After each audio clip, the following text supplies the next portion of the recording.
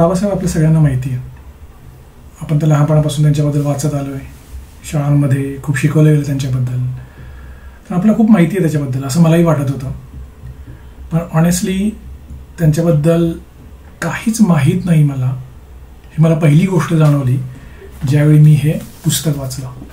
धनंजय कीर यांचं डॉक्टर बाबासाहेब आंबेडकर हे पुस्तक आहे. हे प्रत्येकाने वाचावं असं मला वाटतं.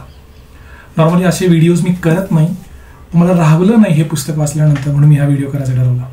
तर तुम्हाला बाबासाहेबांनी हा जो झगडा उभा केला, हा जो संघर्ष केला, ही जी मूवमेंट तयार केली, अस्पृश्य चळवळ, ती का केली, कशासाठी केली आणि मेनली कशी केली, ह्या सगळ्याचं उत्तर जर तुम्हाला पाहिजे असेल तर हे पुस्तक तुम्ही वाचा, अवश्य वाचा.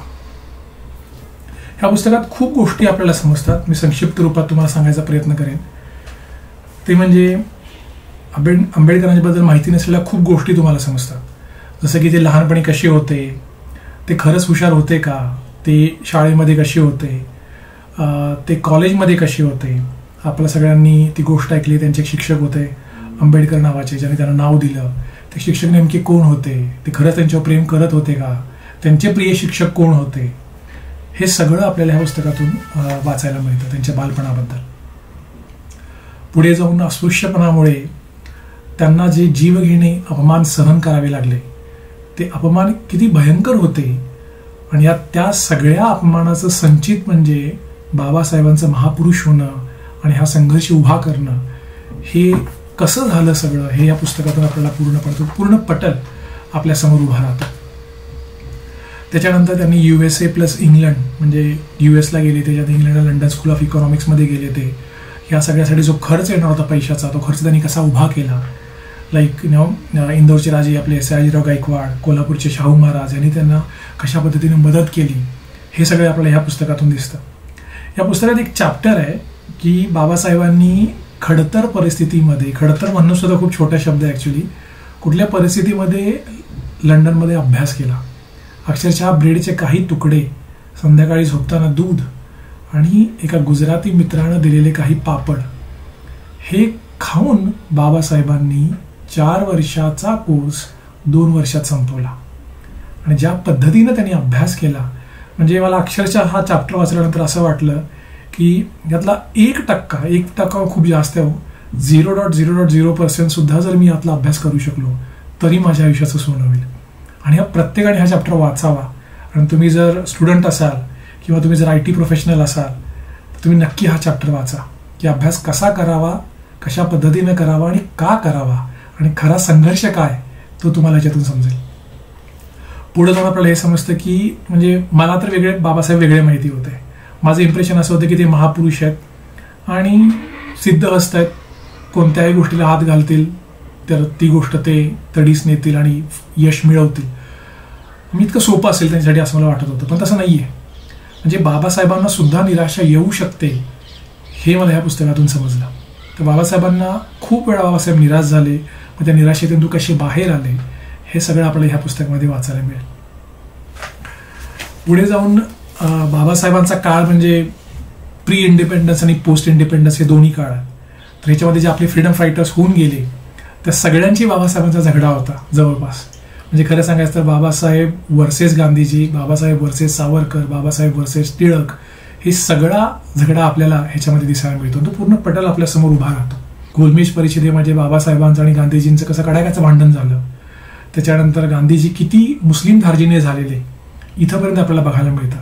सावरकरांनी त्यांना कशा पद्धतीनं मदत केली या अस्पृश्यता झगडा उभा करण्यासाठी, किंवा सावरकरांनी बेसिकली त्यांच्या पद्धतीनं की अस्पृश्य समाजाला या खाईतून बाहेर काढण्यासाठी कशा पद्धतीनं मदत केली हे आपल्याला त्यातून दिसतं.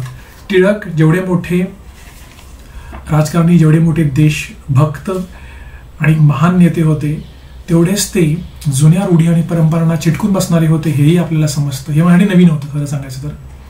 बाबासाहेब एकदा इंग्लंडला गेल्यानंतर बाबासाहेबांचं पुस्तकांचं प्रेम, बाबासाहेबांचं पुस्तकांवर असणारं प्रचंड होतं की एकदा इंग्लंडला गेल्यानंतर त्यांनी अक्षरशः 34 पुस्तकांच्या पेट्या भरून पुस्तकं मुंबईला पाठवलेली आणि त्यांच्या मित्राला रिसीव्ह करायला सांगितलेली त्यांनी. आणि बाबासाहेबांचा वैयक्तिक संग्रह हा 50,000 पुस्तकांचा होता. म्हणजे लिटरली बाबासाहेबांचा खरा मित्र आणि बाबासाहेबांना शेवटपर्यंत साथ कोणी दिली असेल ती म्हणजे पुस्तकांनी. आणि 50,000 संग्रह असणं पुस्तकाचा, मला नाही वाटत की प्रायव्हेट कोणाचा एवढी मोठी लायब्ररी जगामध्ये कोणाची असेल, ॲटलिस्ट त्या काळी तर कोणाची नसेल. ही सगळी पुस्तकं राजगृहामध्ये मुंबईला त्यांच्या घरी अवेलेबल आहेत, बघण्याची माझी खूप इच्छा आहे. काही वेळा बाबासाहेबांना त्या काळामध्ये देशद्रोही, देशबुडवे अशी गोष्टी पण सहन कराव्या लागल्या, अशी वाक्य पण सहन करावी लागली. आणि आय गेस त्यासाठी ते रेडी होते.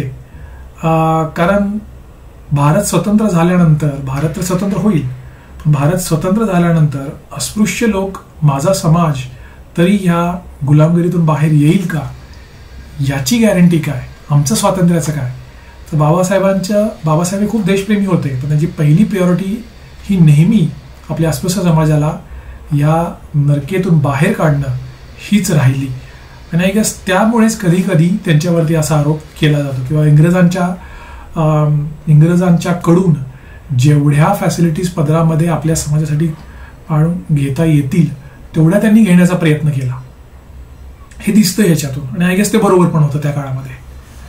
त्याच्यानंतर प्रबोधनकार ठाकरे यांनी कशा पद्धतीनं त्यांना मदत करण्याचा प्रयत्न केला त्यांच्या चळवळीमध्ये. ह्या पूर्ण बाबासाहेबांचे करिअर जे या पुस्तकामध्ये दिलंय त्याच्यातून आपल्याला दोन गोष्टी एक जाणवतात. आणि या दोन्ही गोष्टी खूप खटकणाऱ्या आहेत आणि वाईट वाटणाऱ्या पण आहेत. त्या गोष्टी म्हणजे जन्मापासून बाबासाहेबांच्या मृत्यूपर्यंत, निर्वाणापर्यंत बाबासाहेबांना पैशाची चंचल मात्र नेहमी राहिली. ही पहिली गोष्ट जी अनफॉर्च्युनेट वाटते.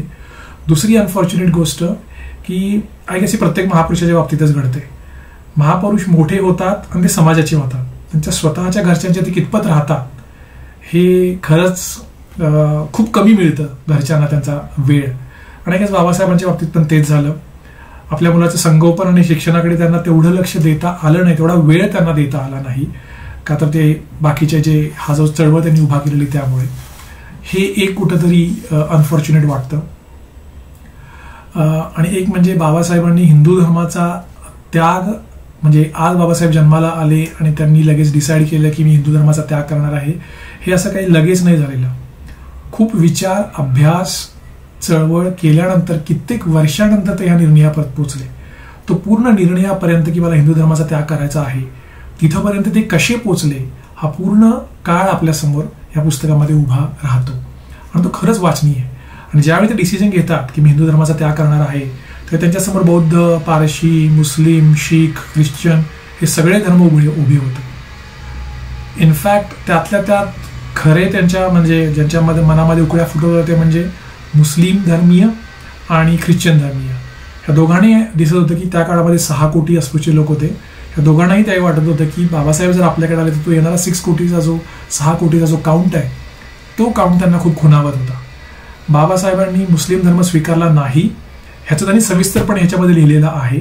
भाषणामध्ये ते बोललेलं आहे, ती भाषणं या पुस्तकामध्ये दिलेली आहेत. त्यातलं फक्त एक संक्षिप्त मी सांगतो.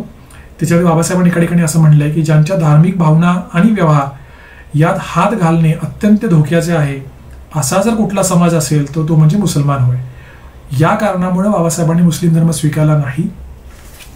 त्याच्यानंतर बाबासाहेबांनी ख्रिश्चन धर्म स्वीकारला नाही, कारण त्यांच्या असं कित्येक वेळा नजरेस आलेलं की दक्षिण भारतामध्ये जे ख्रिश्चन आहेत ते अजूनही त्यांच्या देवळांमध्ये जातपात पाळतात, उच्च नीचता पाळतात. त्यामुळे त्यांनी ख्रिश्चन धर्म देखील स्वीकारला नाही.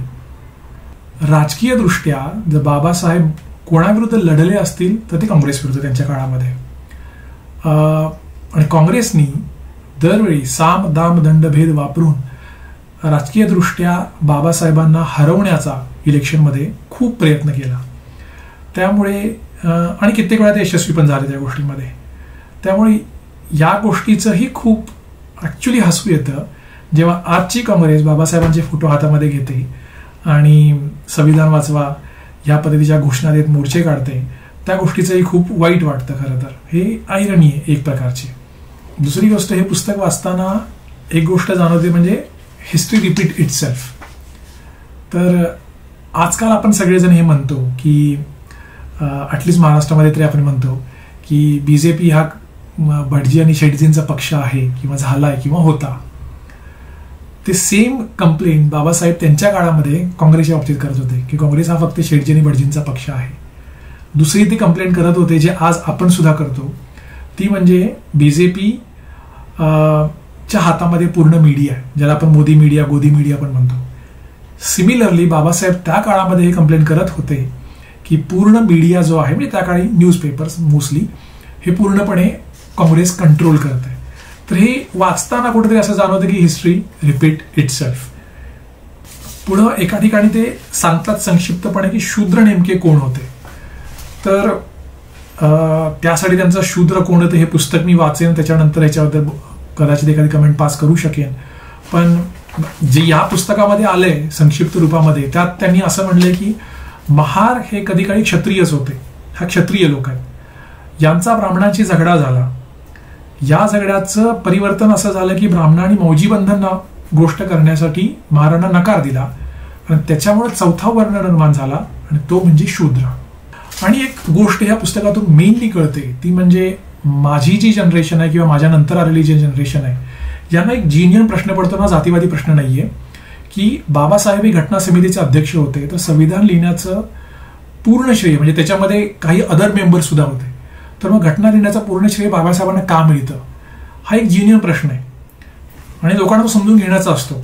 आय गेस मला कुठेतरी हे पुस्तक वाचताना ह्या प्रश्नाचं उत्तर माझं मला मिळालं, जे तुम्हालाही मिळेल. ते संक्षिप्त रूपामध्ये मी सांगतो की त्याच्यामध्ये 7 सभासद होते, घटना समितीमध्ये 7 सभासद होते. आणि हे जे मी आता बोलतोय हे दुसऱ्या कोणी नसून टी कृष्णमाचारी नावाचे आणखी एक सभासद होते. 7 सभासदांपैकी एक सभासद होते घटना समितीचे, त्याचे अध्यक्ष बाबासाहेब. हे आता मी जे बोलतोय हे टी कृष्णमाचार्यांनी एका भाषणामध्ये सांगितलंय. ह्या पुस्तकामध्ये ते भाषण आहे जे तुम्ही वाचा. ते त्यांनी असं दिलंय, 7 सभासदांपैकी एकाने राजीनामा दिला, एकाचा मृत्यू झाला, एक अमेरिकेस गेले, एक संस्थानिकांच्या कामासंबंधीच्या कामामध्ये खूप व्यग्र झाले, 4 एक सभासद दिल्लीपासून दूर होते आणि त्यातून पुढे जाऊन त्यांची तब्येत बिघडली, त्यामुळे ते रेग्युलर नव्हते, 5 झाले.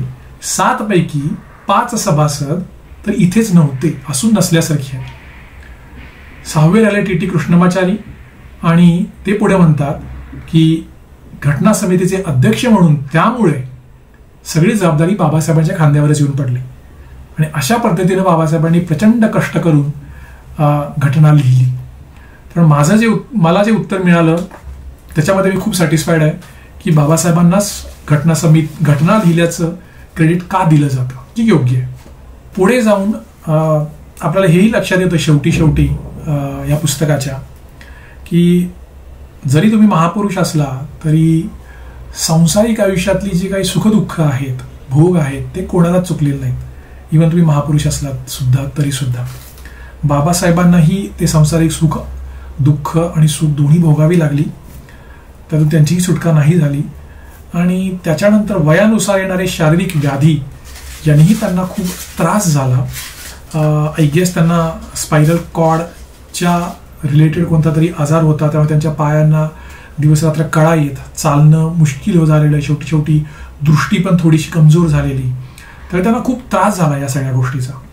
राज्यघटना ज्यावेळी भारताने स्वीकारली त्याचं भाषण ह्या पुस्तकामध्ये बाबासाहेबांचं दिलेलं आहे. पेज नंबर 457 पासून 461 पर्यंत ते वाचनीय आहे. प्रत्येकाने ॲटलिस्ट याच्या जनरेशनने, ते युथनं तर ते वाचण्यासारखं आहे.